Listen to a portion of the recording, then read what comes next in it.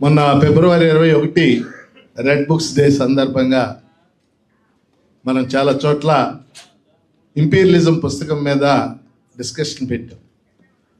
ఆ సందర్భంగా ఆ పుస్తకాన్ని మరోసారి చదవటం జరిగింది. మీ అందరికి తెలుసు, లెనిన్ రాసిన పుస్తకం imperialism the hire stage of capitalism. పెట్టుబడిదారీ విధానం యొక్క అత్యున్నత దశే సామ్రాజ్యవాదం. ఆ పుస్తకం మళ్ళీ మనం చదువుతుంటే లెనిన్ ఆ పుస్తకం రాసి 110 ఏళ్ళు అయింది. అంటే బహుశా 1916 ఆ ప్రాంతాల్లో రాశాయి. 110 ఏళ్ల తర్వాత మనం ఆ పుస్తకం చదువుతుంటే బహుశా మీలో కూడా చాలామంది చదివి ఉంటారు. లెనిన్ ఇప్పుడు రాశాడా, ఇప్పుడున్న పరిస్థితులకు అనుగుణంగా రాశాడా అనిపించే విధంగా ఆ పుస్తకం. ముఖ్యంగా క్యాపిటలిజం ఇంపీరియలిజంగా ఎలా మారిందని ఒక 5 ప్రిన్సిపల్స్ ఆ బుక్లో రాయబడారు. ఆ 5 ప్రిన్సిపల్స్ని మనం 5 సూత్రాలు, వాటిని సమకాలీన ప్రపంచానికి కూడా మనం అప్లై చేయొచ్చు. లెనిన్ ఆ పుస్తకం రాశాక ప్రపంచం చాలా దూరం ప్రయాణించింది 100 ఏళ్లలో. 1917లో లెనిన్ నాయకత్వంలోనే సోవియట్ విప్లవం వచ్చింది.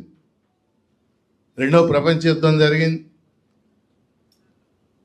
1949లో చైనాలో విప్లవం వచ్చింది. రెండవ ప్రపంచ యుద్ధం తర్వాత అనేక తూర్పు ఐరోపా దేశాలు సోషలిస్ట్ దేశాలుగా మారినాయి. వియత్నాం సోషలిస్ట్ దేశంగా మారింది, క్యూబా సోషలిస్ట్ దేశంగా మారింది. అంటే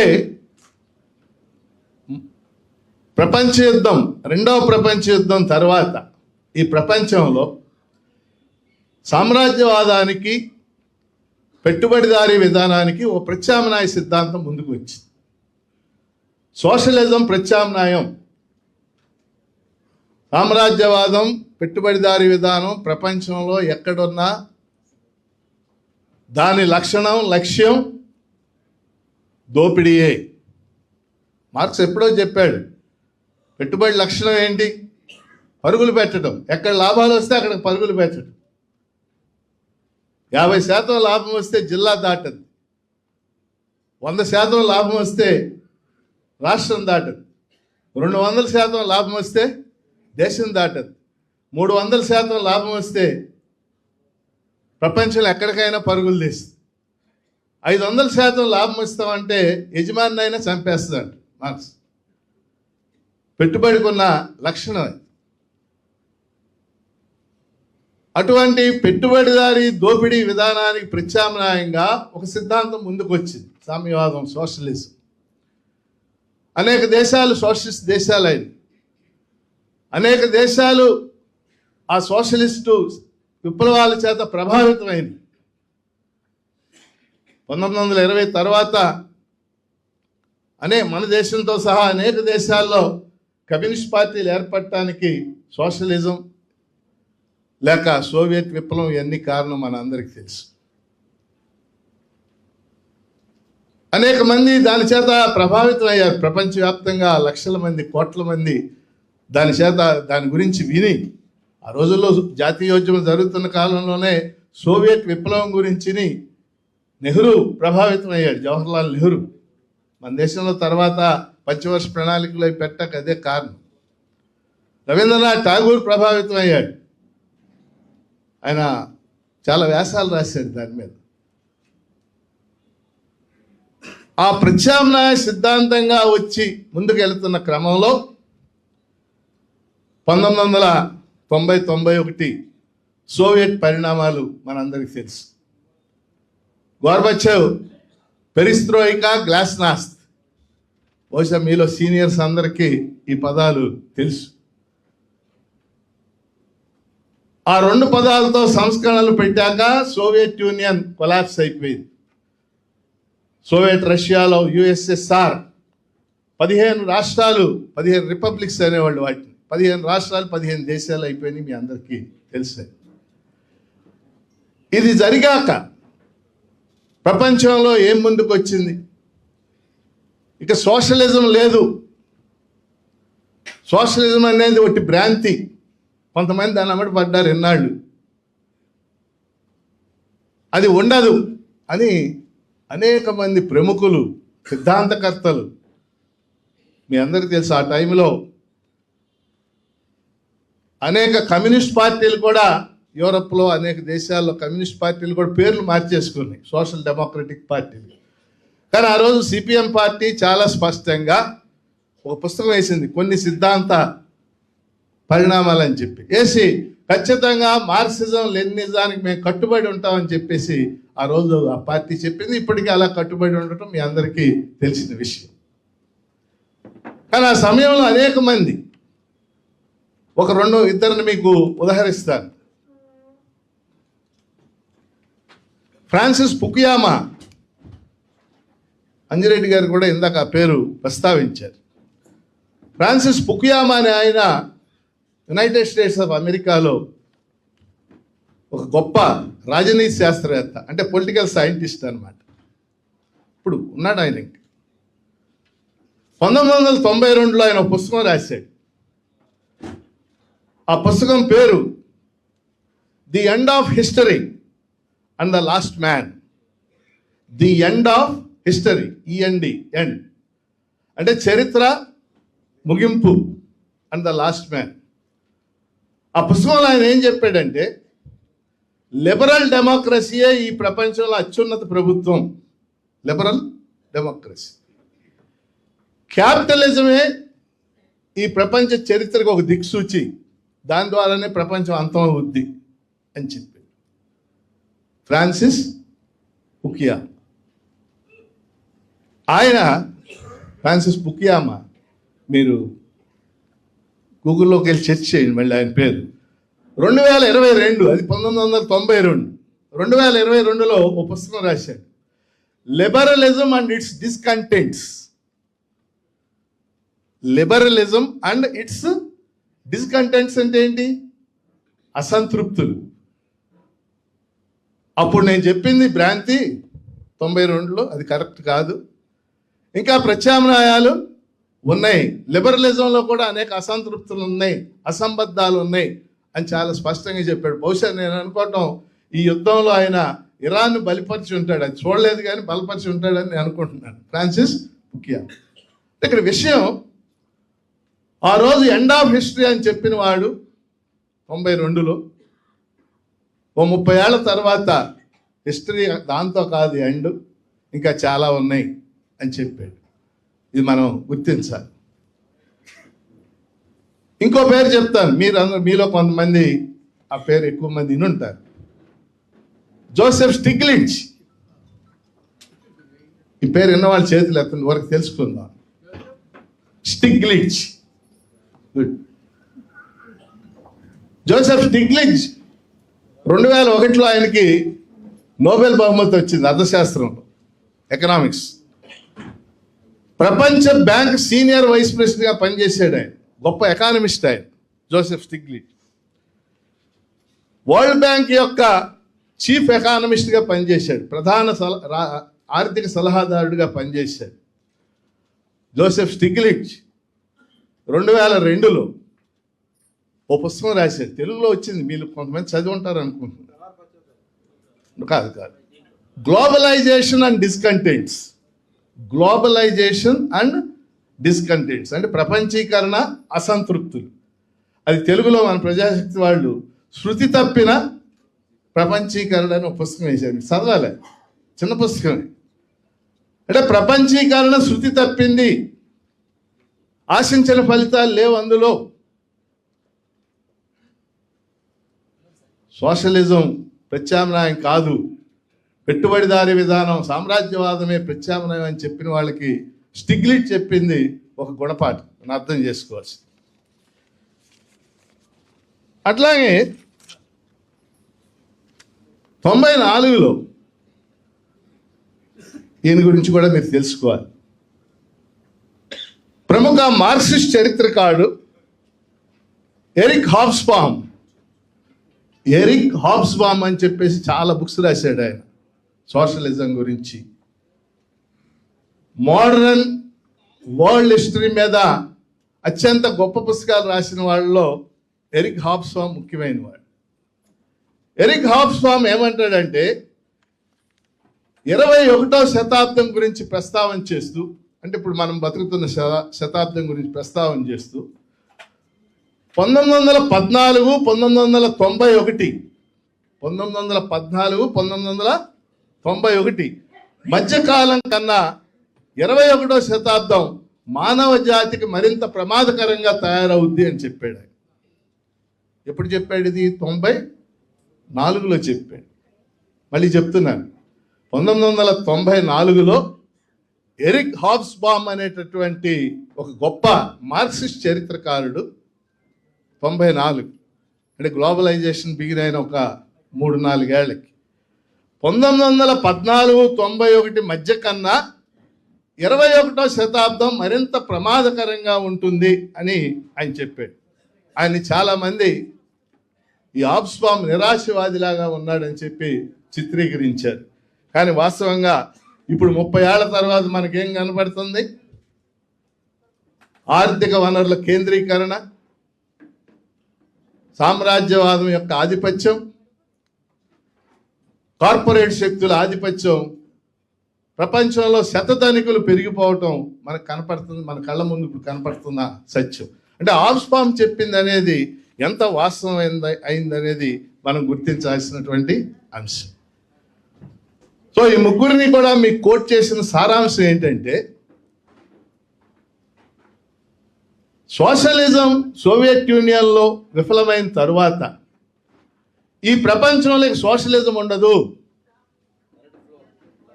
పెట్టుబడిదారీ విధానం, లిబరలిజం ఇవే ప్రత్యామ్నాయం అని చెప్పినటువంటి వాళ్ళకి ఇప్పుడు జరుగుతున్నటువంటి పరిణామాలు అర్థం చేసుకోవడానికి దోహదపడుతుంది. అలా జరగలేదు అని చెప్పేసి ఇది మీకు చెప్పదలుచుకున్న మొదటి అంశం. రెండో అంశం, గ్లోబలైజేషన్ స్టార్ట్ అయ్యాక, గ్లోబలైజేషన్ అంటే ఏంటి? గ్లోబలైజేషన్ అంటే ఇంటాక పదం చాలా బాగుంటుంది. Integration of economies. ఎవరికి? ఇంటిగ్రేషన్ ఆఫ్ ఎకానమీసా? ఇంటిగ్రేషన్ ఆఫ్ పీపులా? Integration of క్యాపిటలా?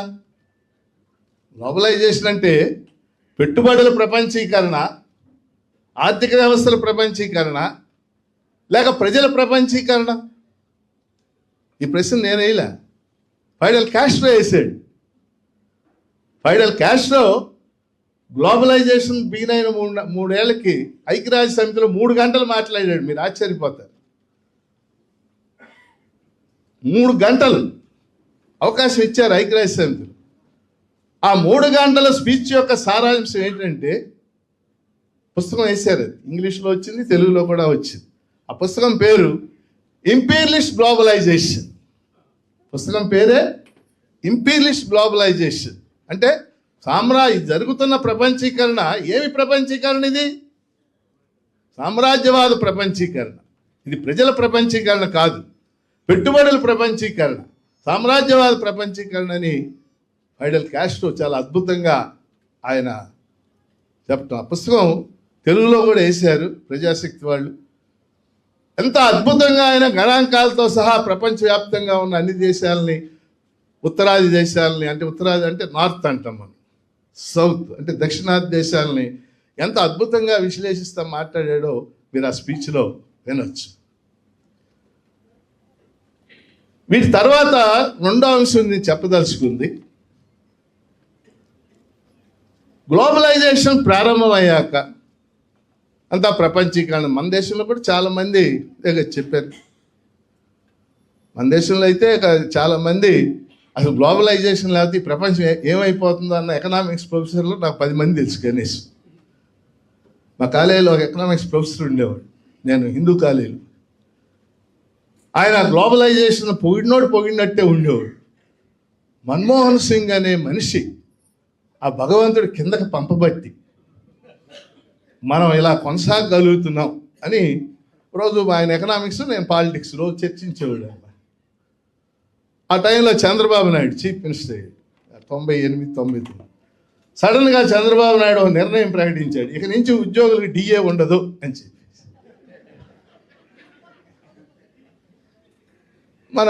మా ఉద్యోగ సంఘాలు, మా ఉపాధ్యాయ సంఘాలు అందరం, లెక్చరర్ల సంఘాలు పిలిపించాం.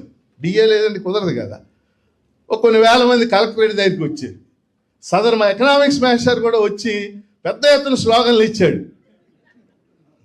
మర్నాడు డిపార్ట్మెంట్కి మళ్ళీ వచ్చాక, మాస్టర్ నేను బాగా ఇచ్చావు స్లోగన్లు అన్న. మరి ఇవ్వాలి కదా మనం నష్టం, మరి గ్లోబలైజేషన్ అంటే అదే అని చెప్పి అంతే కదా.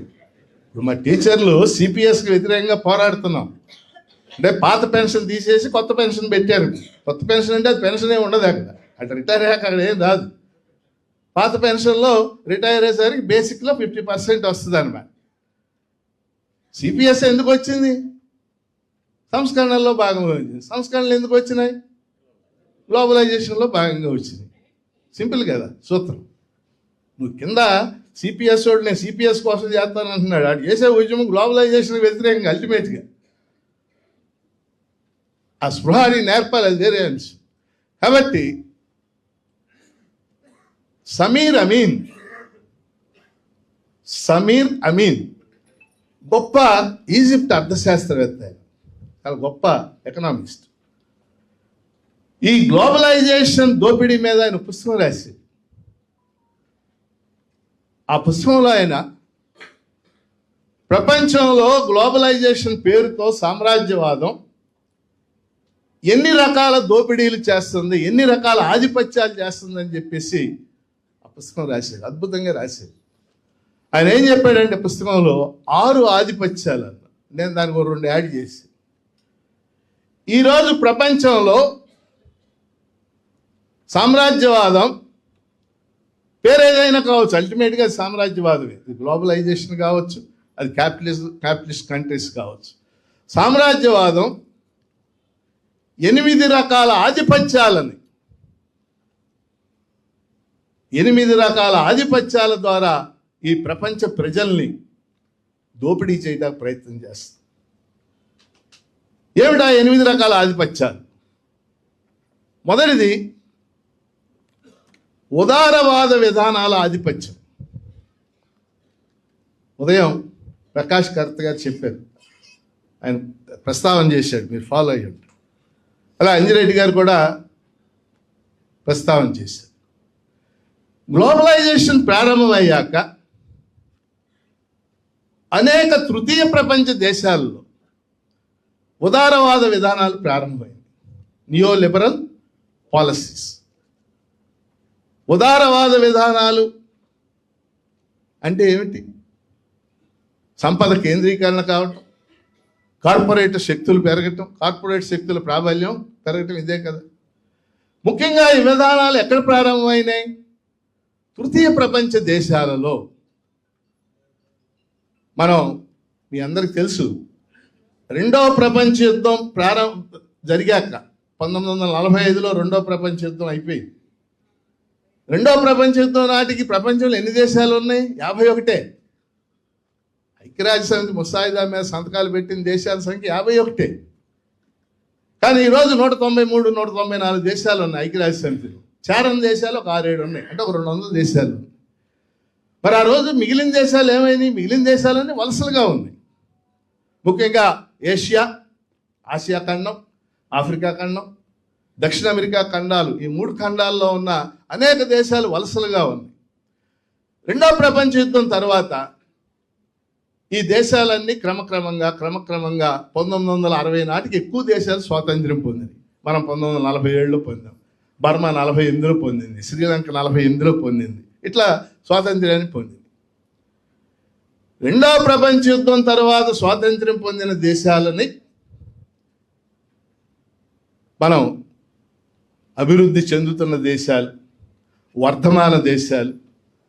చాలామంది వాడే పదం, ప్రభాత్ పట్నాయక్ లాంటి వాళ్ళందరూ వాడే పదం తృతీయ ప్రపంచ దేశాలు, థర్డ్ వరల్డ్ కంట్రీస్ అంటే. థర్డ్ వరల్డ్ అనే మాట ఎందుకు వాడారంటే, ఆ రోజుల్లో అమెరికా దాని మిత్ర దేశాలు మొదటి వరల్డ్, సోవియట్ రష్యా దాని మిత్ర దేశాలు 2వ వరల్డ్, కొత్తగా స్వాతంత్ర్యం పొందిన దేశాలు 3వ వరల్డ్గా వాడారు. స్వాతంత్ర్యం పొందాక ఈ దేశాల్లో ఎక్కువ భాగం అలీన దేశాలుగా మారింది. మీ అందరికీ తెలుసు, 1961లో అలీనోద్యమం ప్రారంభమైంది. అలీనోద్యమం ప్రారంభానికి కూడా ప్రధాన పాత్ర వహించింది ఈజిప్ట్ అధ్యక్షుడు నాసర్ అని ఉండేవాడు. ఘనా అని ఆఫ్రికా ఖండంలో దేశం ఉంది. ఆ దేశ అధ్యక్షుడి పేరు ఎన్క్రొమా. నాసర్, ఎన్క్రొమా, మార్షల్ టిటో, జవహర్లాల్ నెహ్రూ వీళ్ళందరూ అలీనోద్యమాన్ని ప్రారంభించారు. ఇండోనేషియా సుహార్తో కాదు సుకర్ణో వీళ్ళు గొప్ప గొప్ప లీడర్లు, స్వాతంత్రోద్యమాలకు నాయకత్వం వహించిన నాయకులు. ఈ దేశాలన్నీ కూడా స్వాతంత్ర్యం పొంది అలీన దేశాలుగా కొనసాగి ఒక స్వతంత్ర విదేశాంగ విధానాన్ని అనుసరించారు. ఇవి స్వతంత్ర విదేశాంగ విధానాన్ని అనుసరించి కొనసాగటానికి కావాల్సిన బలం సోవియట్ యూనియన్ వాటికి కలగజేసింది. సోవియట్ యూనియన్ అండదండలు ఉండబట్టే అలీనోద్యమం ఎదగటానికి అవకాశం ఏర్పడి ఇవన్నీ కూడా అలీన దేశాలే. సో అలీన ఉద్యమం అంటే అది ఒక పెద్ద, నేను మా అబ్బాయి పేరు అలీన్. మా అబ్బాయి పేరు అలీన్. భారతదేశంలో అలీనోద్యమం జరిగినట్టు పుట్టాడు, అందుకే నా పేరు పెట్టి. అంటే అంత ప్రభావం ఉండేదని చెప్పడానికి చెప్తున్నారు. అంత ప్రభావం ఉండేది మన నాలాంటి వాళ్ళ మీద. అలీనోద్యమం జరుగుతుంటే అక్కడ ఏం జరుగుతుంది, ఏం చర్చ జరుగుతుంది. నరాఫత్ వచ్చేవాడు ఆ ఉద్యమాలకి. సౌత్ ఆఫ్రికా నుంచి, అప్పుడు సౌత్ ఆఫ్రికాకి ఇండిపెండెన్స్ రాలా అప్పటికి. ANC ఆఫ్రికన్ నేషనల్ కాంగ్రెస్ నుంచి ప్రతినిధులు వచ్చేవాళ్ళు, వాళ్ళందరూ మాట్లాడేవాళ్ళు. అలా గొప్పగా జరిగాయి అలీనోద్యమ సమావేశాలు. ప్రపంచంలో ఇది ఒక ప్రత్యేక ఉద్యమంగా కొనసాగేది. అది సామ్రాజ్యవాద వ్యతిరేక ఉద్యమంగా ఉండేది, మనం గుర్తుపెట్టుకోవచ్చు. కానీ సోవియట్ కొలాప్స్ అయ్యాక అలీనోద్యమం క్రమక్రమంగా బలహీనపడిపోయి ఆ దేశాలన్నింటిలో కూడా, మన దేశమే మీకు దానికి ఉదాహరణ, క్రమక్రమంగా సామ్రాజ్యవాద అనుకూలముగా ఉండేటటువంటి విధానాలు ప్రవేశపెట్టే విధంగా ఆ దేశాలన్నీ తయారై, అంటే గ్లోబలైజేషన్లో భాగంగా ఆ దేశాలు ఆర్థిక సంస్కరణ, మన దేశంలో అదే కదా జరిగింది. ఆర్థిక సంస్కరణ, LPG, లిబరలైజేషన్, ప్రైవేటైజేషన్, గ్లోబలైజేషన్, ఆ విధానాలన్నీ వచ్చేసి మీరు గుర్తుపెట్టుకోవాల్సింది ఇక్కడ ఉన్న వాళ్ళందరూ, a country's foreign policy is continuation of its domestic policy. ఒక దేశ విదేశాంగ విధానం సపరేట్గా ఉండదు, ఆ దేశంలో ఉండే ఆంతరంగిక విధానానికి అది కొనసాగింపుగా ఉంటుంది. 1960, 50, 60, 70లో ఏంటి, భారతదేశంలో ఒక ప్రభుత్వ రంగ పరిశ్రమలు, దానికి అనుగుణంగా సోవియట్ రష్యా మనకు హెల్ప్ చేయటం, దాని ఫారిన్ పాలసీ మొత్తం కూడా యాంటీ ఇంపీరియలిజంగా కొనసాగింది. ఆ రోజు అమెరికా విధానాలు మనకు వ్యతిరేకంగా ఉంటాయి. కానీ ఎప్పుడైతే ఇది జరిగిందో మన దేశంలో కూడా ఆర్థిక సంస్కరణలు వచ్చినాయి, కార్పొరేట్లు వచ్చేసారు, అదానీలు వచ్చేసారు, అంబానీలు వచ్చేసారు. వచ్చాక ఫారిన్ పాలసీ ఇంకా సపరేట్గా ఎందుకు ఉంటుంది? అమెరికా అనుకూలంగా తయారైంది, ఇజ్రాయెల్ అనుకూలంగా తయారయ్యాక ఏమవుతుంది, అక్కడ వాళ్ళు చెప్పిన ఉదారవాదాలు, నియో లిబరల్ పాలసీస్ అన్నీ ఇక్కడ అమలు చేస్తున్నారు. ఇది నాట్ ఓన్లీ ఇన్ ఇండియా, దాదాపు థర్డ్ వరల్డ్ కంట్రీస్ అన్నిట్లో ఇదే స్టోరీ. కాబట్టి సోవియట్ కొలాప్స్ తర్వాత సామ్రాజ్యవాద ఆధిపత్యం ఫస్ట్ది ఉదారవాద విధానాలు ఆ దేశాల్లో అమలు చేయించడంలో భాగంగా జరిగింది. అది మొదటిది. రెండో డామినేషను మిలిటరీ ఆధిపత్యం. సామ్రాజ్యవాదానికి ఉన్న లక్షణం ఏంటంటే అవసరమైన సందర్భాలన్నిటిలో మిలిటరీ ఆధిపత్యాన్ని వాడటం, తన మిలిటరీ మైట్ని ప్రదర్శిస్తుంది. ఇవాళ మనం చూస్తున్నాం అమెరికా పెద్ద డెమోక్రటిక్ కంట్రీ, ఎన్నికలు జరిగే కంట్రీ, తొలి లిఖిత రాజ్యాంగాన్ని రాసుకున్న కంట్రీ, తెలుసు కదా. ప్రపంచంలో మొట్టమొదటి సమాఖ్య రాజ్యాంగం అది. ఎన్నో అమెరికా చాలా ఫస్ట్లో ఉంది. కానీ ఇవన్నీ ఎంతవరకు, దాని ప్రజాస్వామ్యం ఎంతవరకు, దాని ప్రయోజనాలు దెబ్బతిన్నంతవరకు. కాబట్టి ఇవాళ అమెరికా ఏం చేస్తుంది, తన మిలిటరీ ఆధిపత్యం, తన ప్రయోజనాలు ఎక్కడైతే ఉన్నాయో అక్కడ మిలిటరీ ఆధిపత్యానికి అది ఎంత మాత్రం వెనుకాడదు. అమెరికాయే కాదు, మీరు గుర్తుపెట్టుకోవాల్సింది G7 అనే పేరుని గుర్తుపెట్టుకోవాలి. Group of 7 countries, America, Canada, Britain, France, Germany, Italy, Japan. వీటిని గ్రూప్ ఆఫ్ 7 కంట్రీస్ అంటారు. These 7 are imperialist nations. The leader is USA. ఈ 7 కూడా సామ్రాజ్యవాద దేశాలు. దీనికి నాయకుడు ఎవరంటే యునైటెడ్ స్టేట్స్ ఆఫ్ అమెరికా అన్నమాట. ఇంకా చాలా గ్రూపులు ఉన్నాయి. G7 ఉంది, G20 ఉంది, G15 ఉంది. అవన్నీ మన పక్క దేశాలు అనమాట. G77 అని ఉంది, అంటే గ్రూప్ ఆఫ్ 77 కంట్రీస్. అయ్యి తృతీయ ప్రపంచ దేశాలు ఏర్పాటు చేసుకున్న గ్రూప్ ఎప్పుడో కాలం బాగున్న రోజు. కాబట్టి మిలిటరీ ఆధిపత్యం రెండవది. నా ప్రయోజనాలకు అడ్డం వస్తే, ఇప్పుడు చూసాం మనం గత గ్లోబలైజేషన్ ప్రారంభానికి 30 ఏళ్లలో చూడండి మీరు, అమెరికా ఆఫ్ఘనిస్తాన్లో ఎంటర్ అయింది. తెలుసు కదా, ఆఫ్ఘనిస్తాన్లో తాలిబాన్లు సృష్టించక ఎవరు కారకులు? అమెరికానే కదా. వాస్తవంగా 1979 ఆ ప్రాంతాలు 80లో ఆఫ్ఘనిస్తాన్లో సోవియట్ అనుకూల ప్రభుత్వం ఉండేది. అక్కడ బబ్రక్ కర్మాల్ అని చెప్పేసి దాని కోల్లో వచ్చేసారు. ఆఫ్ఘనిస్తాన్లో ఎంటర్ అయింది, లిబియాలో ఎంటర్ అయింది, ఇరాక్లో ఎంటర్ అయింది, సిరియాలో ఎంటర్ అయింది. అమెరికన్ ఫారిన్ పాలసీలో ఒక మాట ఉంటుంది అన్నమాట. వాళ్ళు ఎప్పటికప్పుడు దాన్ని సమీక్ష చేస్తూ ఉంటారు. రోగ్ కంట్రీస్ అని. రోగ్ అంటే తెలుసు కదా మీకు, తెలుగులో ఏమంటాం?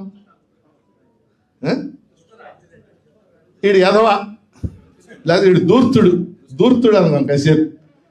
American foreign policy rogue countries. Rogue number 1 Iraq అయిపోయింది. Rogue number 2 Libya, colonel Gaddafi అయిపోయాడు. రోగ్ నెంబర్ 3 సిరియా, అసాద్ అయిపోయాడు. రోగ్ నెంబర్ 4 ఉత్తర కొరియా, ఎక్కువ మాట్లాడుతున్నాడు. Rogue number 5 Iran. క్యూబా ప్రత్యేకమైన కేసు. వాటి 3 రోగులు అయిపోయారు. ఇంకెంతమంది ఉన్నారు? 2. దీనికోసం ఏదో కథలు చెప్తారు. అక్కడ అణ్వాయుధాలు ఉన్నాయి అంటారు, అవి అంటారు. ఏమీ కాదు, వాళ్ళ ప్రయోజనాలే ముఖ్యం. అది ఆయిల్ ప్రయోజనాలు, భౌగోళిక ప్రయోజనాలు, జియో పాలిటిక్స్ అంటాం. కాబట్టి మిలిటరీ ఆధిపత్యం అంటే తమ ఆధిపత్యం కోసం అవసరమైతే దేశాలను ఆక్రమిస్తాం, అధ్యక్షులను కిడ్నాప్ చేస్తాం, అధ్యక్షులను చంపేస్తాం. చిలీ అధ్యక్షుడు అలెండీని ఎంత దారుణంగా చంపారు. ఆ పుస్తకం చదివితే మీకు అర్థం. CIA and the third world అనే ఒక పుస్తకం వచ్చింది. అయితే అక్కడ గొప్పదనం ఏంటంటే, అమెరికాలో రిటైర్ అయినోడు ఎలా చేసాం ఈ ప్రయత్నం అంత పుస్తకం రాస్తాడు. చదువుకోవచ్చు, పుస్తకం రాసి. ఫైడల్ కాస్ట్రో అని ఆ పుస్తకంలోనే ఆయన రాశాడు. ఫైడల్ కాస్ట్రోని చంపటానికి గూఢచారి సంస్థ CIA, సెంట్రల్ ఇంటెలిజెన్స్ ఏజెన్సీ 24 సార్లు ప్రయత్నం చేసింది. అప్పుడు ఆయన తాగే చుట్టలో విషయం పెట్టారు, ఆయన తినే భోజనంలో విషయం పెట్టారు.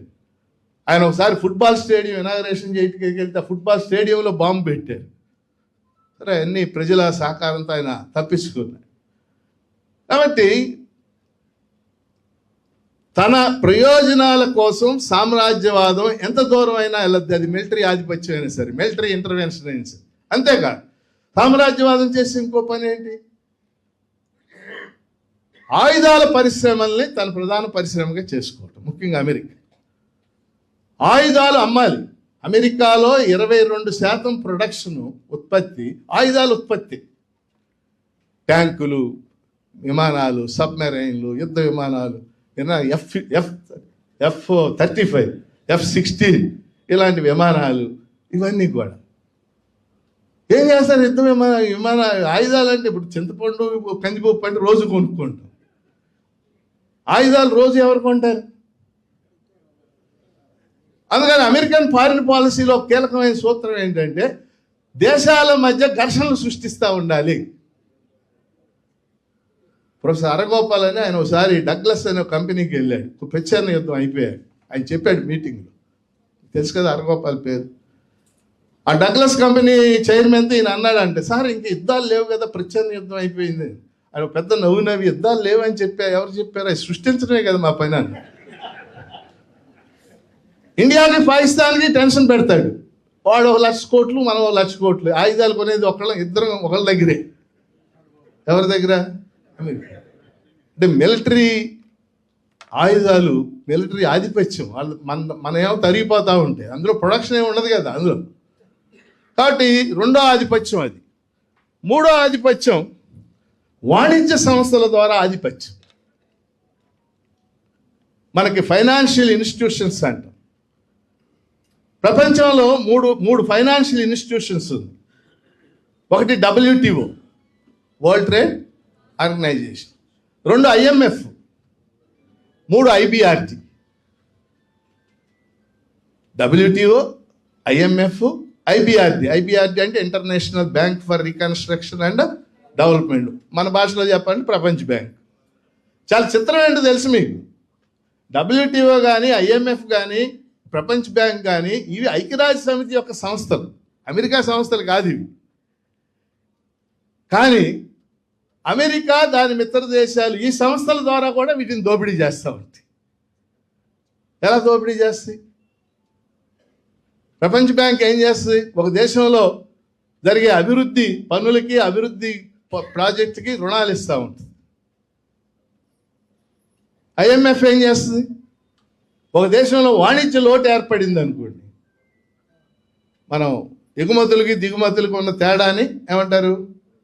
వాణిజ్య లోటు అంటారు. అంటే మన ఎగుమతుల విలువ దిగుమతుల విలువ కంటే తక్కువ ఉందనుకోండి, మన వాణిజ్య లోటు ఏర్పడదు. అలా ఏర్పడింది 90s, 80s. అప్పుడు IMF దగ్గరికి వెళ్తే అది రుణం ఇస్తుంది. WTO ఏం చేస్తుంది? సబ్సిడీలు ఎంత ఉండాలా, వ్యవసాయ సబ్సిడీలు ఎంత ఉండాలా, పేటెంట్లు ఏమి ఉండాలా, ఇవన్నీ WTO అనేది తెలుసు కదా, 1995లో వచ్చింది. కానీ మనం అర్థం చేసుకోవాల్సింది, ఈ 3 సంస్థలు సామ్రాజ్యవాద సంస్థలే, సామ్రాజ్యవాదం యొక్క ప్రయోజనాలు కాపాడే సంస్థలే.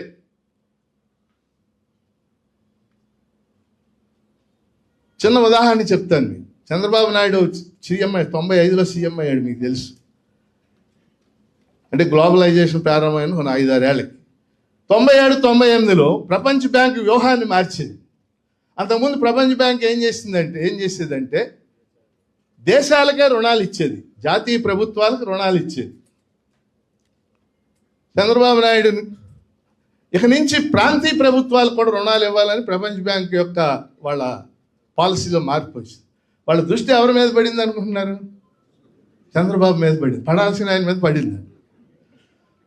సో వాళ్ళు చంద్రబాబు నాయుడు ప్రపంచ బ్యాంక్ ఒప్పందం, నీకు రుణాలు ఇస్తాం, ఎలా తీరుస్తాం అని ప్రపంచ బ్యాంకే చెప్పింది. మీకు వచ్చే ఆదాయంలో 99% ఉద్యోగుల జీతాలకి, పెన్షనర్లకి అయిపోతుంటే నువ్వు ఎలా రుణం తీరుస్తావు? అది మేము చెప్తాం కదా, వాళ్ళే చెప్పారు. పర్మనెంట్ ఉద్యోగాలు వాళ్ళకి కాదు, అది పర్మనెంట్ ఉద్యోగాలు తగ్గించేసి ఏం పెంచమన్నాయి? కాంట్రాక్ట్ అవుట్సోర్సింగ్ ఉద్యోగాలు. 2000 సంవత్సరంలో ఆంధ్రప్రదేశ్లో మొట్టమొదటి కాంట్రాక్ట్ విధానం స్టార్ట్ అయింది. 2002-3 ఆ ప్రాంతాల్లో అవుట్సోర్సింగ్. ఇవాళ 2 లక్షల మంది అవుట్సోర్సింగ్ ఉద్యోగులు ఉన్నారు.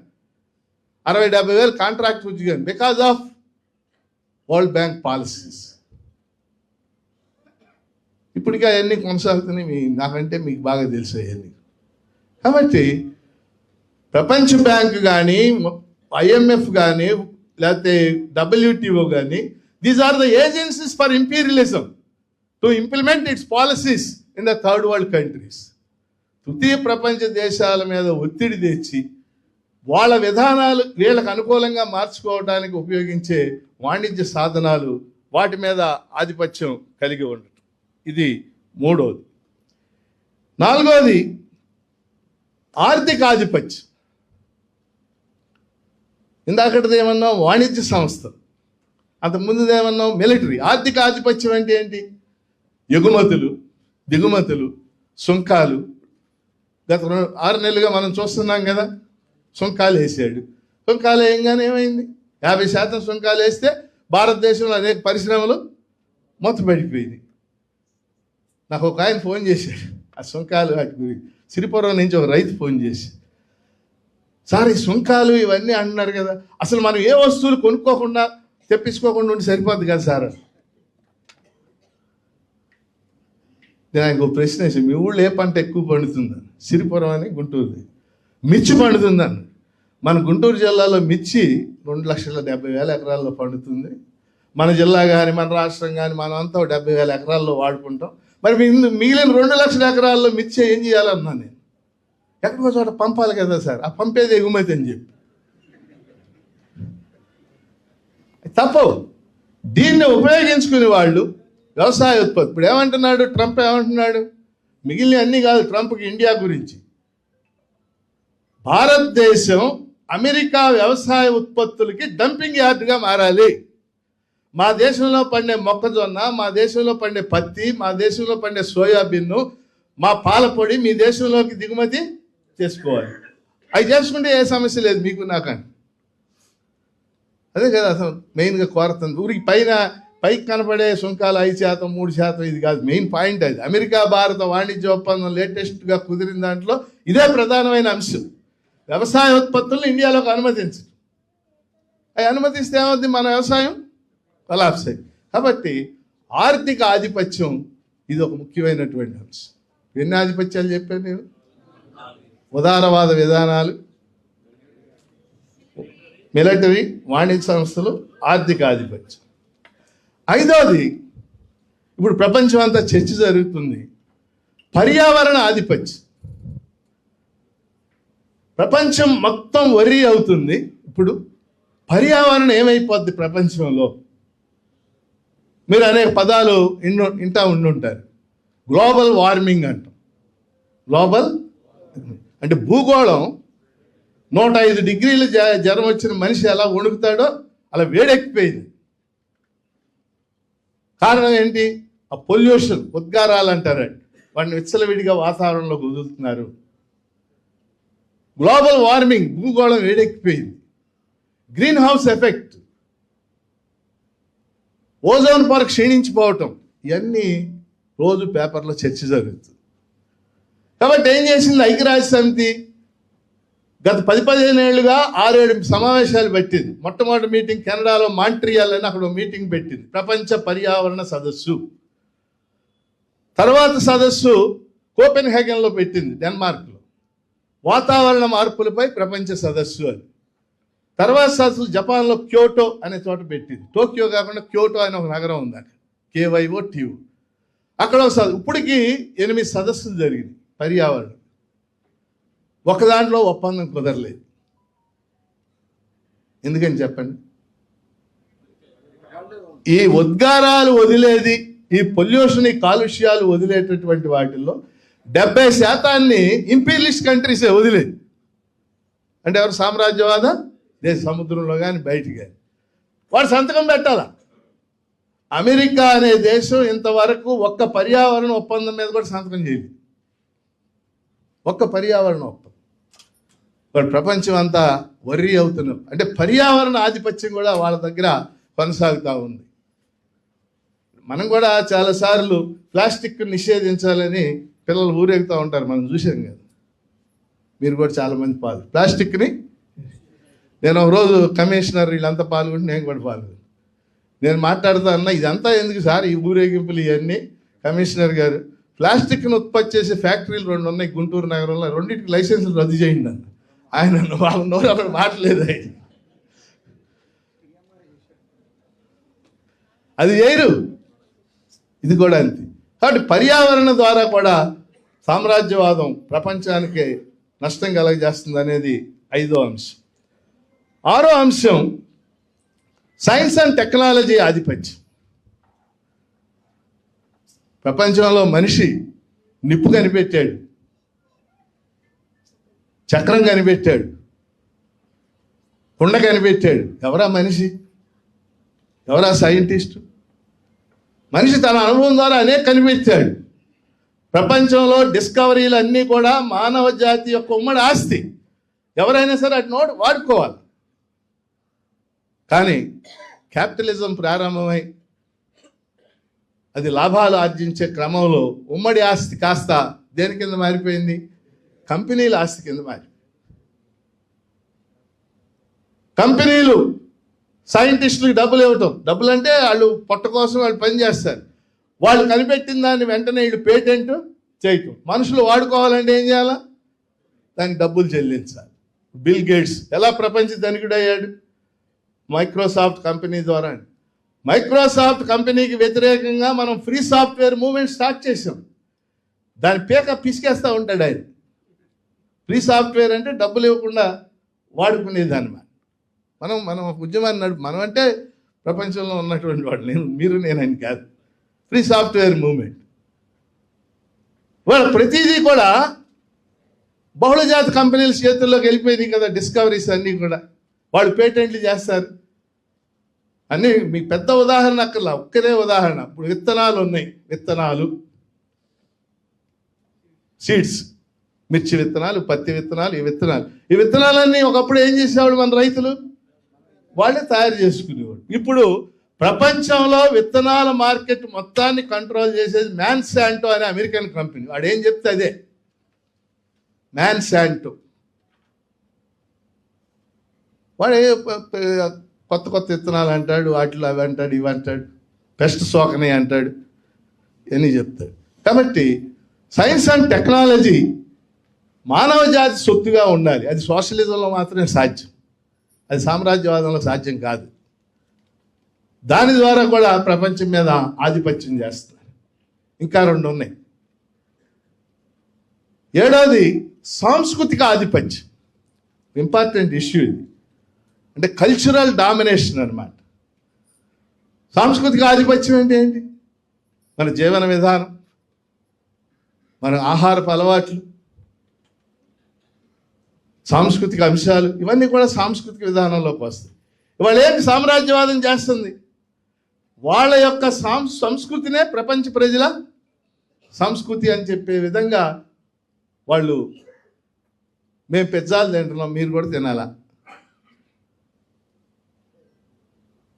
కల్చరల్గా ఇవాళ పెద్ద ఎత్తున వెస్టర్నైజేషన్ ఎంత జరిగిందో మనం చూస్తున్నాం. అంటే పాశ్చాత్యీకరణ ఎంత పెద్ద ఎత్తున జరుగుతుంది. ఇది 7వ అంశం. 8వది చివరిది, లాస్ట్ది సాంకేతిక డిజిటల్ ఆధిపత్యం. ఇప్పుడు లేటెస్ట్ అనమాట. సైన్స్ అండ్ టెక్నాలజీ అది వేరు, సాంకేతిక. ఇవాళ సాంకేతిక విప్లవం జరిగింది, 4th. ఇది సాంకేతిక విప్లవం 4.0 అన్నమాట. కంప్యూటర్ విప్లవాన్ని దాటిపోయి వచ్చేసింది. ఇప్పుడు డిజిటల్ విప్లవం జరుగుతుంది. ఇవాళ సోషల్ మీడియా ముందుకు వచ్చేసింది. Social media, WhatsApp, Facebook, YouTube, ఇవన్నీ రోజు మనం మాట్లాడుకుంటున్నాం, వింటున్నాం. ఈ మొత్తం ద్వారా వచ్చే ఆదాయం ఏ దేశానికి వెళ్ళేది? ఇప్పుడు అమెరికాలో ఉన్న మొట్టమొదటి 10 ధనవంతుల్లో పాతోళ్ళు కిందకి వెళ్ళిపోయారు. పాతోళ్ళు అంటే తెలుసు కదా మీకు, ఫోర్డ్ అని, వాళ్ళు పరిశ్రమలు నడిపే అధిపతులు కిందకి వెళ్ళిపోయారు. ఇప్పుడు ఎవరి పైకి వచ్చేసారు? ఎలన్ మాస్క్, వీళ్ళంతా, బిల్ గేట్స్, లేకపోతే ఇంకోళ్ళు కూడా, వీళ్ళంతా ఉన్నారు కదా అధిపతులు, వాళ్ళందరూ ముందుకు వచ్చేసారు. వాళ్ళు ప్రపంచాన్ని రూల్ చేస్తున్నారు. వాళ్ళు చెప్పిందే నడుస్తుంది. వాడు నిద్రపోతున్నప్పుడు కూడా వాడికి ఆదాయం వస్తానడు, మనం మెలుకుని ఉంటాం కాబట్టి. అంతే, ప్రపంచంలో ఏదో మూల అంతా మెలుకుని ఉంటారు సగం. వాడు నిద్రపోతూ ఉంటాడు, మనం నొక్కుతూ ఉంటాం కదా, నొక్కితే వెళ్తానే ఉంటుంది. అంటే సోషల్ మీడియా రాగానే నేను అంటలా, అది అనివార్యం వచ్చేసింది. దాన్ని దేనికి ఉపయోగించాలి? ప్రపంచ ప్రజల మంచికి ఎలా ఉపయోగించాలి? ఇప్పుడు జన్జీ ఉద్యమాలు వస్తున్నాయి, అట్లా కొన్ని మంచి ఉద్యమం. నేపాల్ ఉంది, నేపాల్లో జన్జీ ఉద్యమం ఎలా వచ్చింది? సోషల్ మీడియా ద్వారా వచ్చింది.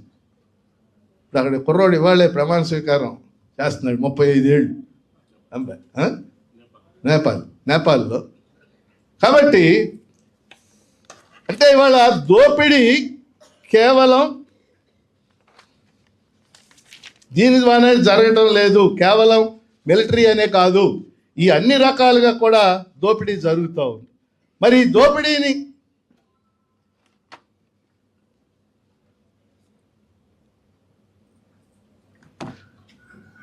ఈ సామ్రాజ్యవాద దోపిడీని వ్యతిరేకించే శక్తి సోషలిజానికి ఉంది.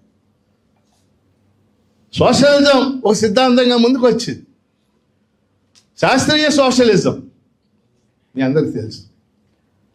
వాస్తవంగా మీరు అందరూ పాత హిస్టరీ చదివి ఉంటారు. కార్ల్ మార్క్స్ కంటే ముందే సామ్యవాదులు చాలామంది వచ్చారు. కార్ల్ మార్క్స్ కంటే ముందే మీరు ఆ పాత తొలి సామ్యవాదులు అని ఒక చాప్టర్ ఉంటుంది, మీరు చదివితే వాళ్ళని కూడా మనం మెచ్చుకోవాలి. ఆ కాలానికి అలా చెప్పడం గొప్ప విషయం అన్నమాట. పారిశ్రామిక విప్లవం వచ్చిన కొత్తలో ఇంగ్లాండ్లో కదా ఫస్ట్ పారిశ్రామిక విప్లవం, తర్వాత ఫ్రాన్సు, జర్మనీ ఇట్లా వచ్చింది. ఆ పారిశ్రామిక విప్లవం వచ్చిన కొత్తలో రోజు 16 గంటలు పని చేయించేవాడు, 14 గంటలు పని చేయించేవాడు. నిద్ర తట్టుకోలేక యంత్రాల్లో బట్టి చచ్చిపోయాడు కార్మికుడు. కొన్నాళ్ళ కార్మికులకి కారణం ఏంటో తెలియక యంత్రాలు ఎరగొట్టడం ప్రారంభించారు. వాళ్ళు యంత్రాలు కారణం అనుకున్నారు ఈ పని గంటలు. బ్రిటిష్ పార్లమెంట్ చట్టం చేసింది, ఎవడన్నా యంత్రాలు ఎరగొడితే ఉరిశిక్ష చేస్తామని.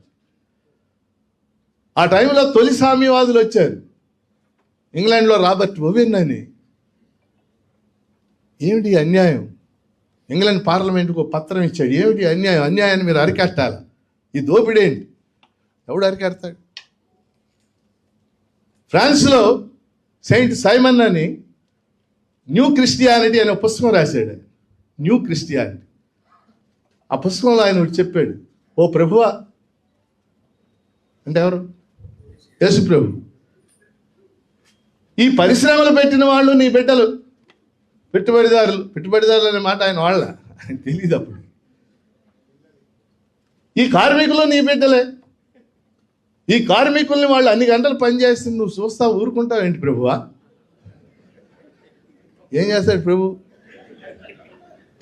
కానీ గొప్ప విషయం కదా, గుర్తించి చెప్పడం చిన్న విషయం కాదు అప్పటికి, ఇప్పుడు అంతా తెలిసిపోయారు.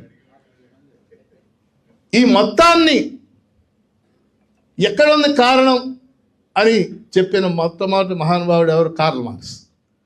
కమ్యూనిస్ట్ మేనిఫెస్టోలో కానీ క్యాపిటల్లో కానీ ఏమిటి చెప్పాడు కార్ల్ మార్క్స్? ఏం చెప్పాడు కార్ల్ మార్క్స్? ఏం చెప్పలా. వాస్తవంగా ఒక ఆయన రాశాడు, మార్క్సిజం ఈజ్ ఈక్వల్ జర్మన్ తత్వశాస్త్రం ప్లస్ బ్రిటిష్ అర్థశాస్త్రం ప్లస్ ఫ్రెంచ్ సామ్యవాద శాస్త్రం అన్నాడు. జర్మన్ తత్వశాస్త్రం అంటే హెగెల్, ఎమాన్యుయల్ కాంట్, వీళ్ళంతా గతి తార్కికం గురించి మార్క్స్ కంటే ముందే చెప్పారు.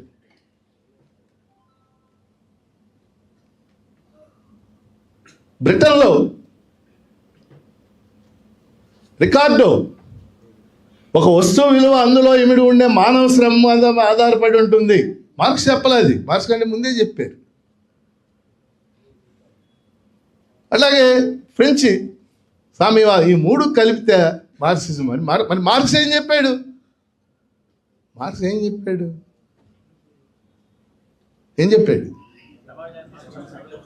సమాజాన్ని మార్చమని. మార్క్స్ అదనపు విలువ సిద్ధాంతం చెప్పాడు, థియరీ ఆఫ్ సర్ప్లస్ వాల్యూ. నిజమేనాయా? ఒక మనిషి, ఒక వస్తువు విలువ అందులో ఉండే మనిషి శ్రమ మీద ఆధారపడి ఉంటుంది. కానీ శ్రమ ఎవరికి దక్కాలి? శ్రమ చేసిన వాడికి దక్కాలి. దక్కడం లేదు, అదే లాభం, అదే పెట్టుబడి అవుతుంది. అదే కదా మార్క్స్ చెప్పింది. మొన్న ఆయన ఒక పెద్ద ఆయన తగిలేడు, ఏదా మీ కమ్యూనిస్టులు అంత విచిత్రంగా మాట్లాడుతూ ఉంటారు. ఏముంది సార్, ఏం మాట్లాడుతుంది? ఏమండి మేము కోరేది, మనిషి ఎవడు శ్రమ చేస్తున్నాడు ఆడి శ్రమ ఆడికి దక్కాలంటాం, అది ప్రపంచంలో అది పెద్ద విషయం ఏంటి సార్ అని. అంతేనంటావా? అదే కదా. కాబట్టి కార్ల్ మార్క్స్ సిద్ధాంతం సామ్రాజ్యవాదాన్ని తుదిమట్టించాలంటే సోషలిజమే. మార్క్స్ సిద్ధాంతాల మీద ఆధారపడిన సోషలిజం మాత్రమే అవుద్ది. కాబట్టి ఇప్పుడు ఏం జరగాలి? ప్రపంచంలో సామ్రాజ్యవాద దోపిడీ 8 రకాలుగా ఉందని నేను చెప్పాను, మనందరికీ ఇది తెలిసిన విషయాలు. ఇప్పుడు ఏం జరగాలి? ఓ ప్రయత్నం జరిగింది, సామ్యవాదం. సోవియట్ యూనియన్లో కలాప్స్ అయింది. చాలామంది సోవియట్ యూనియన్లో వచ్చింది పోయింది కదా, ఇంకేంటండి. క్యాపిటలిజం కూడా ఇలాంటివి చాలా ఎదుర్కొంది. పెట్టుబడిదారీ విధానం ప్రారంభమైన చోట ఫస్ట్ మీకు తెలుసు కదా, ఫ్రాన్స్లో 1789లో విప్లవం జరిగింది. మీరు వినుంటారు. 1789 విప్లవం అంటే ఏంటి? ఫ్రెంచ్ విప్లవం అంటే ఏంటి? భూస్వామ్య విధానాన్ని కొలగొట్టి పెట్టుబడిదారీ వ్యవస్థ రావటం, అది విప్లవం. ఫ్రెంచ్ విప్లవం వచ్చాక దాన్ని కూలదోయటానికి 1789 నుంచి 1848 దాకా 5-6 ప్రయత్నాలు జరిగినాయి. ఒకసారి పడిపోయింది కూడా, పడిపోయి మళ్ళీ రాజు వచ్చాడు. ఇటలీలో క్యాపిటలిజం వచ్చాక, ఇటలీ తెలుసు కదా మీకు, ఆ చిన్న చిన్న ప్రాంతాలన్నీ కలిపి ఇటలీ అయింది. సిసిలీ, సార్డీనియా, మిలాన్ అన్నీ కలిసి. ఇటలీలో పెట్టుబడిదారీ విధానం వచ్చాక కూడా మళ్ళీ భూస్వాములు మళ్ళీ కూడ తీసుకుని పెట్టుబడిదారీ విధానాన్ని ఓడించి ఆ ప్రభుత్వాన్ని కోల్దోసారు. మళ్ళీ కొద్ది రోజులకి మళ్ళీ వచ్చింది. ఒక వ్యవస్థ మారినప్పుడు మనం 70 ఏళ్ళ చరిత్ర అనుకోండి సోషలిజాన్ని 1917లో వచ్చింది. ఒక 100 ఏళ్ల చరిత్ర. 100 ఏళ్ల చరిత్ర మానవ జాతి చరిత్రలో ఒక చిన్న అంశం. కాబట్టి ఆ టైంలో మనం బతికున్నాం. అందుకని సోషలిజం సోవియట్ కొలాప్స్ రూపంలో ఎదుర్కొంది. అనేక మార్పులు చేసుకుంటూ వెళ్తుంది. అందుకని ఇవాళ ఉన్న ప్రపంచంలో ఈ సామ్రాజ్యవాదం దోపిడీ జరుగుతుంది కాబట్టి అది ఇరాన్ మీద దాడా ఇంకోటి మనందరికీ హృదయాలు ద్రవించే సంఘటనలు రోజు వింటున్నాం మనం. గాజాలో 70,000 మందిని చంపేశారు, ఇవన్నీ కూడా. కాకపోతే ఇరాన్ అమెరికా వాడి విమానం కూల్చేసింది అనగానే ఆ రోజు సమ్మగా ఉంటుంది మన మనసుకి. ఈరోజు ఆంధ్రజ్యోతిలో ఒక ఆర్టికల్ వచ్చింది. ఒక అర్జెంట్ అయిన జర్నలిస్ట్, అది మీరు నమ్మరు, ఇక్కడికి వచ్చే లోపల 3 సార్లు చదివాను.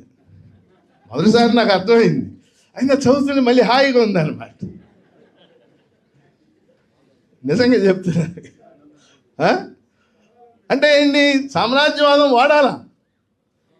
మనమే కాదు, చాలామంది సాధారణ ప్రజానీకం కూడా కోరుకుంటున్నారు. లక్షలాది కోట్లాది మంది సాధారణ ప్రజలకు కూడా ఇదే అభిప్రాయం. మోడీని బలపరిచే వాళ్ళు కూడా నాకు తగిలారు ఈ మధ్య. వాళ్ళు కూడా ఇదే అభిప్రాయం వ్యక్తం చేస్తారు, మోడీని బలపరిచేవాళ్ళు. అంటే ఏం జరగాలి, ఇవాళ ఏం జరుగుతుంది ప్రపంచంలో, ఇది చివరి అంశంగా చెప్పి నేను ముగిస్తాను. ఒకటి, చైనా. ఇవాళ చైనా పొద్దున్న ప్రకాష్ కార్త్ గారు చెప్పాడు, మన అంజిరెడ్డి గారు కూడా చెప్పారు, ఒక ముఖ్యమైన దేశంగా ముందుకు వచ్చేసి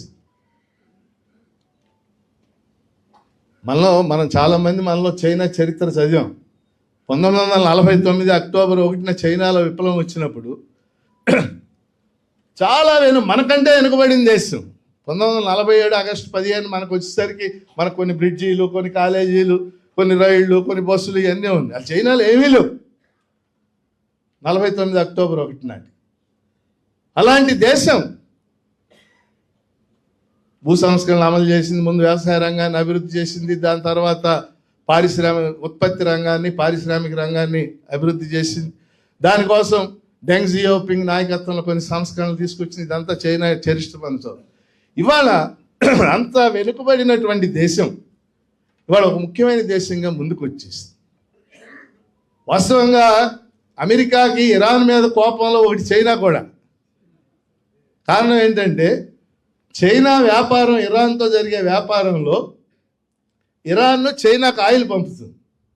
చైనా వాళ్ళకి ఏం పే చేస్తున్నారు, యువాన్లు పే చేస్తున్నారు. యువాన్ అంటే చైనా కరెన్సీ, డాలర్లు కాదు. ఆ యువాన్లతో వీళ్ళు కావాల్సిన సరుకులు మళ్ళీ చైనా దగ్గర నుంచి కొనుక్కుంటుంది. అంటే వ్యాపారం అంతా ఎందులో జరుగుతుంది, యువానుల్లో. ఓ 10-15 ఏళ్ల క్రితం దాకా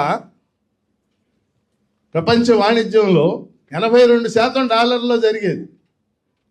ఇప్పుడు అది 54% వచ్చింది. 54% డాలర్, ఒక 20% యూరోలో జరుగుతుంది. యువానుల్లో ఒక 5-6% జరుగుతుంది. అంటే అమెరికా యొక్క మొత్తం దీంట్లో గ్రీవియన్స్ డాలర్ ఆధిపత్యం తగ్గిపోవడం. కాబట్టి చైనా ఇవాళ ఒక ముఖ్యమైన దేశంగా ప్రపంచంలో అనేక రకాలైనటువంటి సెమీ కండక్టర్లు, చిప్స్, ఇంకా అనేక రకాలైనటువంటి వస్తువులు, రేర్ ఎర్త్ మెటీరియల్స్, వాళ్ళ దగ్గర కొన్ని రకాల ఖనిజాలు చైనాలోనే దొరుకుతాయి.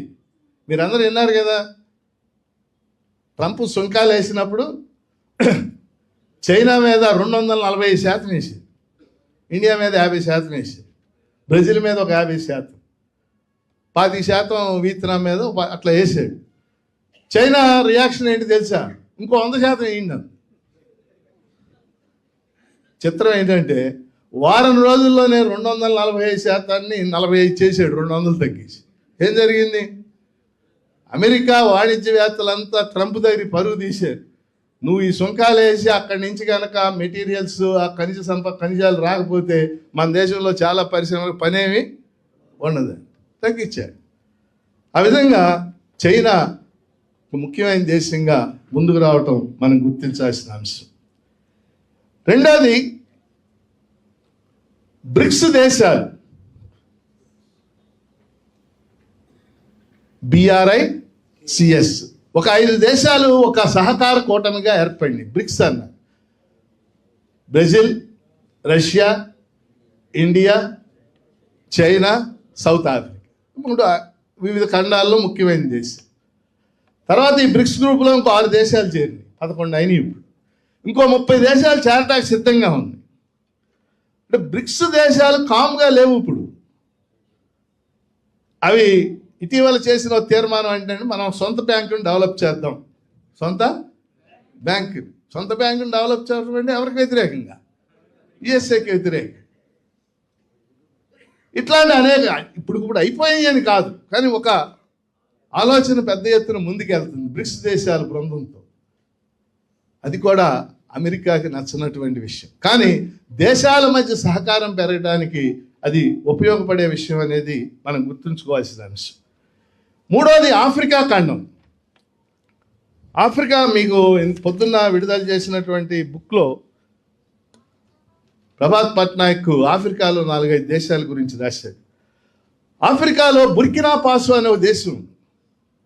బుర్కినా పాసో ఆ దేశంలో 80% భూమిలో బంగారమే, ఇంకేలు తవ్వేటట్టున్నారు మీరు వెళ్ళి. బుర్కినా పాసో, మాలి, చాద్, నైగర్, లేటెస్ట్గా నైజీరియా, ఈ దేశాలన్నిటిలో కూడా పెద్ద ఎత్తున ఇప్పుడు ఉద్యమాలు జరుగుతుంది అగైనెస్ట్ ఫ్రెంచ్ ఇంపీరియలిజం. మీకు తెలుసు కదా, ఆఫ్రికా ఖండంలో ఎక్కువ దేశాలను ఆక్రమించింది ఫ్రాన్స్ ఆ రోజుల్లో వలస. ఆసియా ఖండంలో ఎక్కువ దేశాలను ఆక్రమించింది బ్రిటన్ అన్నమాట. ఇది అందుకే ఆ దేశాలన్నింటిలో ఫ్రెంచ్ భాష, ఫ్రెంచ్ కాలనీస్ ఇవన్నీ కూడా ఉంటాయి. ఇప్పుడు ఆ దేశాలన్నింటిలో పెద్ద విప్లవాలు జరుగుతుంది. థామస్ సంకారా అని చెప్పేసి ఆయన బుర్కినా పాసోలో ఫ్రెంచ్ సామ్రాజ్యవాదానికి జరుగుతున్న దానికి వ్యతిరేకంగా పెద్ద ఉద్యమాన్ని నిర్వహించాడు. సరే, ఆయన అధికారం నుంచి పీకేశారు. విషయం మనం ఆఫ్రికా ఖండంలో కూడా అనేక దేశాల్లో ఉద్యమాలు జరుగుతున్నాయి అనేది మనం గుర్తించాల్సినటువంటి అంశం.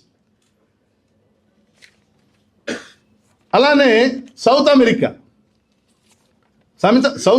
గురించి మీకు తెలుసు. లాటిన్ అమెరికా, సౌత్ అమెరికాలో అనేక దేశాలు, ముఖ్యంగా బ్రెజిల్ అధ్యక్షుడి పేరు మీరు లోలా బ్రెజిల్ కానీ, అర్జెంటీనా కానీ, పెరు, ఇట్లాంటి దేశాలన్నింటిలో కూడా అవి సోషలిస్ట్ గవర్నమెంట్లని మనం చెప్పలేము, కానీ ఒక అభ్యుదయ ఆలోచనలు, ఒక ప్రోగ్రెసివ్ ఆలోచనలు, ఒక వామపక్ష ఆలోచనలతో ఉన్నటువంటి ప్రభుత్వాలు అక్కడ ఏర్పడి ఇప్పుడు సౌత్ అమెరికాలో రూల్ చేస్తున్న పరిస్థితిని మనం చూస్తూ ఉన్నాం.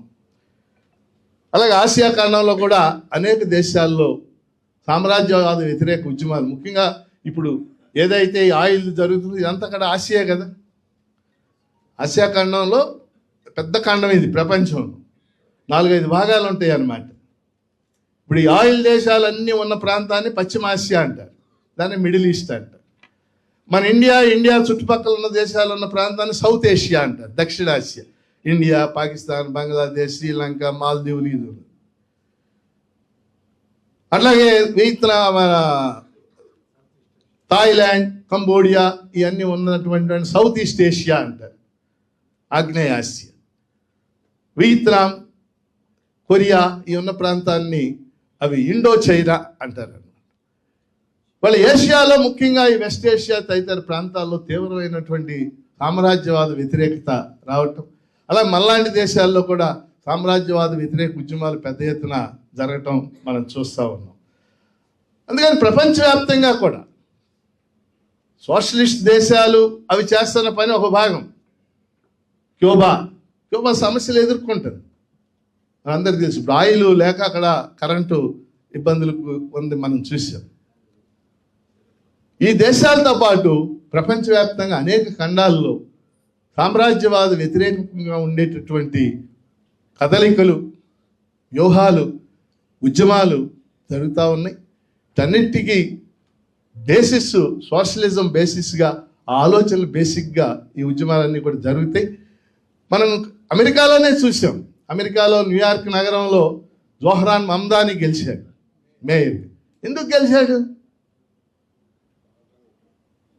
ఆయన అంతకుముందు ఆ గెలవటానికి 2 ఏళ్ళ దాకా ఆయన రోడ్లమ్మడి తిరిగినోడే మామూలుగా. మళ్ళా ఎందుకు గెలిచాడు?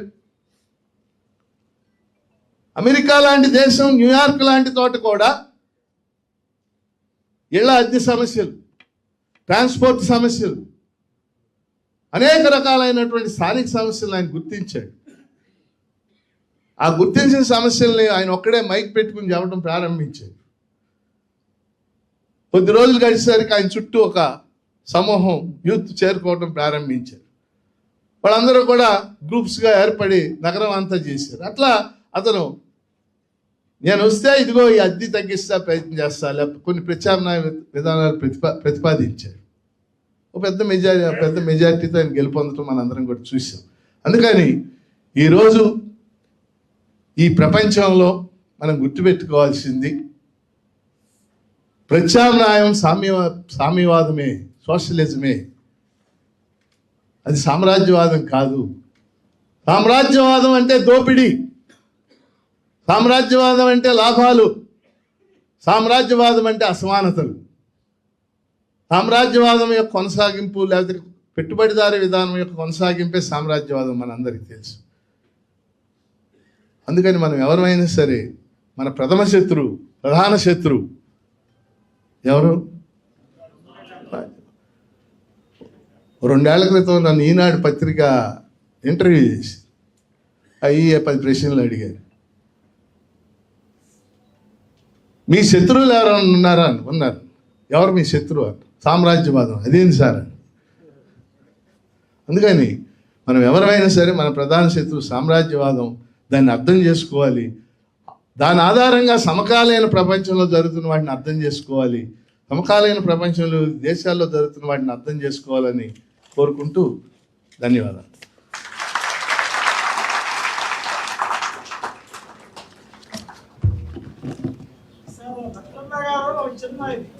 ఇలాంటి సామ్రాజ్యవాద దేశానికి మన బిడ్డలు తండోస్తున్నారని ఏదో ఉద్దేశం. ప్రశ్నలు రాసిస్తే తేలిక అవుతుంది. ఈ ప్రశ్నకి చెప్తారు. ఇంకేమైనా ఉన్నా ప్రశ్నలు రాసిచ్చేస్తే తేలిక అవుతుంది చెప్పడము. మీరు మాట్లాడి టైం టేకింగ్ రాసిచ్చేసేయండి డౌట్స్. మొన్న ఒక 10 రోజుల క్రితం ఒక ఇట్లాంటి సమావేశం, ఇంత పెద్దది కాదు కానీ ఒక 50 మంది కూర్చుంటే మాట్లాడతాకి వెళ్ళాను.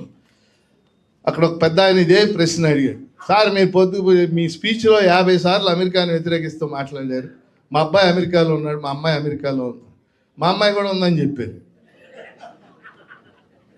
చెప్పాలి కదా మాస్టర్ గారు. మనం గుర్తుపెట్టుకోవాల్సింది ఏంటంటే 2 విషయాలు. ఒకటి, మన పిల్లలు ఉపాధి కోసం పొట్టను అమ్ముకోవటానికి వెళ్ళారు. కంప్యూటర్లు అయినా పెద్ద కంప్యూటర్ కూలీలు. అయితే మనం గుర్తుపెట్టుకోవాల్సింది 2వ పాయింట్, అమెరికా ఆర్థిక వ్యవస్థను నియంత్రించేది